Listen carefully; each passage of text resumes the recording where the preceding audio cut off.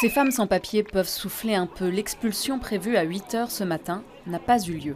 Malgré les contacts qu'elles ont eus avec le propriétaire de cet ancien hôtel, qu'elles occupent depuis une dizaine de jours, il a introduit une demande unilatérale d'expulsion devant le juge de paix, refusant de signer une convention d'occupation. Le propriétaire en demandait plus, parce que ce bâtiment avait été occupé par les Ukrainiens et donc ils recevaient une somme chaque fin de mois. Mais nous, on n'est pas des Ukrainiens. Les sans-papiers, ça ne dit rien à personne en fait. Direction la commune pour rencontrer le bourgmestre. Quelques minutes après leur arrivée, toutes les personnes présentes peuvent assister à la réunion et Olivier Minguin en profite pour expliquer pourquoi il s'est opposé à l'évacuation forcée. J'ai considéré, sur la base des rapports faits par les officiers de police présents sur place, que les conditions n'étaient pas réunies.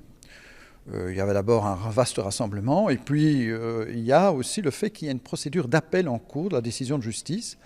Elle était certes exécutoire, mais je considère qu'il faut peut-être laisser d'abord la procédure d'appel. Dans 2 semaines, l'appel sera examiné. En attendant, la commune demande à la région bruxelloise de trouver un bâtiment pour abriter ces femmes. Si aucune solution n'est trouvée, le bourgmestre promet de réquisitionner un immeuble vide. C'est mon argument auprès de la région, c'est de dire si vous ne mettez pas à disposition un bâtiment, où que ce soit dans Bruxelles, par exemple une aile du bâtiment Ariane, parce que là il y a des parties du bâtiment Ariane qui ne sont pas du tout occupées, je pourrais alors à ce moment-là réquisitionner, parce que c'est un immeuble inoccupé, alors les conditions légales seraient réunies pour que la réquisition s'exerce. Du côté de la région, on souhaite profiter de ces 2 semaines pour rencontrer toutes les parties prenantes au dossier, mais cela ne rassure pas le collectif. On espère de voir la suite, mais ce n'est pas vraiment très rassurant.